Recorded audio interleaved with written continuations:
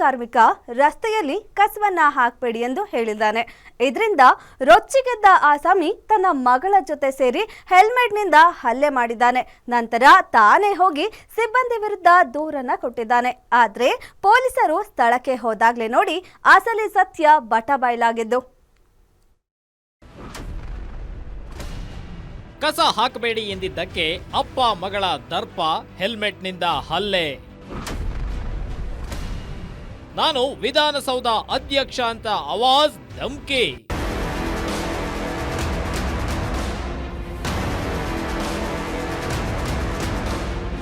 Silicon city Bengaluru ಸ್ವಚ್ಛವಾಗಿರಬೇಕು ಅಂದ್ರೆ ಅದಕ್ಕೆ ಮೂಲ ಕಾರಣ ನಮ್ಮ ಪೌರ ಕಾರ್ಮಿಕರ ಶ್ರಮ. ಒಂದು ದಿನ ಅವರು ಕೆಲಸ ಮಾಡಿಲ್ಲ ಅಂದ್ರೆ ಬೀದಿಗಳಲ್ಲಿ ಕಸದ ರಾಶಿ ಕಂಡು ಬರುತ್ತೆ. ಹೀಗೆ ಕೆಲಸ ಮಾಡುತ್ತಿದ್ದ ಜಾಗಕ್ಕೆ ಬಂದ ಆಸಾಮಿ ಮನಸ್ಸೋಇಚ್ಛೆ ಪೌರ ಕಾರ್ಮಿಕರ ಮೇಲೆ ಹಲ್ಲೆ ಮಾಡಿದ್ದಾನೆ. ಆದ್ರೆ ತನ್ನ ಅಧಿಕಾರ ಬಳಸಿಕೊಂಡು ಉಲ್ಟಾ ಅವರ ವಿರುದ್ಧವೇ ದೂರು ಕೊಟ್ಟಿದ್ದಾನೆ. ಇದು ಗೋವಿಂದರಾಜನಗರ ಠಾಣಾ ವ್ಯಾಪ್ತಿಯ ಪಟ್ಟೇಗಾರಪಾಳ್ಯದ ಶ್ರೀನಿವಾಸ ನಗರದ 4ನೇ ಅಡ್ಡ ರಸ್ತೆ. ಇಲ್ಲಿ ಕಳೆದ 3ನೇ ತಾರೀಕು ಪೌರ ಕಾರ್ಮಿಕ ನಾಗೇಂದ್ರ ಸ್ವಚ್ಛ ಮಾಡ್ತಾ ಇದ್ರು. ಆಗ ಗಾಡಿಯಲ್ಲಿ ತಮ್ಮ ಮಗಳ ಜೊತೆ ಬಂದ ವ್ಯಕ್ತಿ ಕಸದ ಕವರನ್ನ ಹಾಕಿದ್ದಾರೆ. ಆಗ ಕಸ ಇಲ್ಲಿ ಹಾಕಬೇಡಿ, ಮನೆ ಬಳಿ ಆಟೋ ಬರುತ್ತೆ, ಅಲ್ಲಿ ಹಾಕಿ ಎಂದಿದ್ದಾನೆ. ಅಷ್ಟಕ್ಕೆ ರೊಚ್ಚಿಗೆದ್ದ ಆಸಾಮಿ, ನಾನು ಯಾರು ಗೊತ್ತಾ, ವಿಧಾನಸೌಧ ಅಧ್ಯಕ್ಷ, ನನಗೆ ಹೇಳೋದಕ್ಕೆ ಎಷ್ಟು ಧೈರ್ಯ ಎಂದು ಅವಾಚ್ಯ ಶಬ್ದಗಳಿಂದ ನಿಂದಿಸಿ ಹೆಲ್ಮೆಟ್ನಿಂದ ಅಪ್ಪ ಮಗಳು ಸೇರಿ ಹಲ್ಲೆ ಮಾಡಿದ್ದಾರೆ. ನಂತರ ತಾವೇ ಹೋಗಿ ಠಾಣೆಗೆ ದೂರು ಕೊಟ್ಟಿದ್ದಾರೆ. ಆಟೋ ಬಂದು ಎತ್ಕೊಂಡು ಹೋಗಿರುತ್ತೆ. ಮಾಮೂಲಿ ಸಾರ್ವಜನಿಕರಾದ ಅಪ್ಪ ಮಗಳು ಇಬ್ರು ಬರ್ತಾರೆ. ಆ ಸ್ಪಾಟ್ ಬಂದಾಗ ಮಕ್ಕಳ ಮೇಲೆ ಎಸಿತಾರೆ, ಮಕ್ಕಳ ನೇರಕ್ಕೆ ಎಸಿತಾರೆ. ಸರ್ ಕಸ ಹಾಕ್ಬೇಡಿ ಅಂತ ಅಂತೀನಿ. ಇದು ಕೇಳಕ್ ನೀನ್ ಯಾರು ಅಂತ ಅಂತಾರೆ. ಸರ್ ನಾನ್ ಕೇಳಕ್ ಒಬ್ಬ ಪೌರ ಕಾರ್ಮಿಕ, ನಾವು ಕಸ ಗುಡ್ಸೋರು, ನಮ್ಗೂ ಹಕ್ಕೈತೆ ಅಂತೀನಿ. ಇದೆಲ್ಲ ನಿಂಗೆ ಹಕ್ಕೆ ಇಲ್ಲ, ನಿಂದು ಎಷ್ಟೈತೆ ಅಷ್ಟು ಮಾಡ್ಕೊಂಡು ಹೋಗು, ಹಂಗೆ ಹಿಂಗೆ ಅಂತಾರೆ. ಸರ್ ಕಸಿನ ಆಟೋ ಬರುತ್ತೆ, ಕಸಿನ ಆಟೋಗೆ ಹಾಕಿ ಅಂತ ಹೇಳ್ತಾ ಇದ್ದೀನಿ, ನಾನು ಏನು ತಪ್ಪು ಮಾತಾಡ್ತಾ ಇಲ್ಲ ಅಂತ ಹೇಳ್ತಿದ್ದೀನಿ.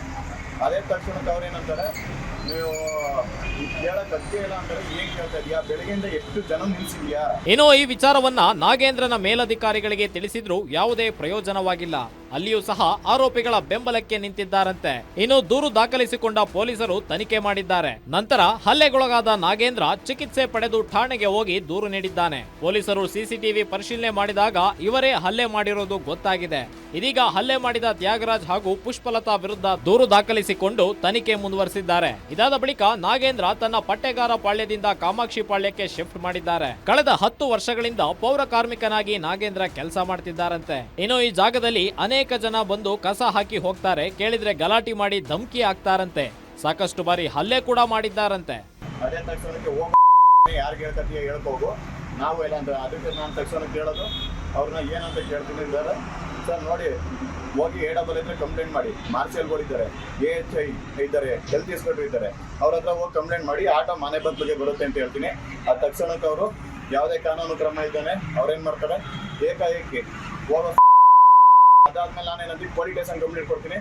ಅದೇ ತಕ್ಷಣಕ್ಕೆ ಹೆಲ್ಮೆಟ್ ಇಂದ ಬಂದು ಮತ್ತೆ ಕಸ ತಿಂತೀರಾ ಅಂತ ಕೇಳ್ತಾರೆ. ಈಗ ಕಸ ಎಲ್ಲ ತಿಂತೀರ ಅಂತ ನಾನು ಅದೇ ತಕ್ಷಣ ನಮ್ಮಲ್ಲಿ ಏನು ಬರುತ್ತೆ ಸರ್, ನೋಡಿ ಸರ್ ಅವೆಲ್ಲ ಮಾತಾಡ್ಬಿಡಿ, ಬನ್ನಿ ಬೇಕಾದ್ರೆ ಸ್ಟೇಷನ್ಗೆ ಹೋಗಮ್ಮ, ನಮ್ಮ ಕಂಪ್ಲೇಂಟ್ ಮಾಡಿ ಬೇಕಾದ್ರೆ ಏನೇ ಮಾಡಿ, ನಾವೇನು ತಪ್ಪು ಮಾತಾಡಿಲ್ಲ ಅಂತೀವಿ.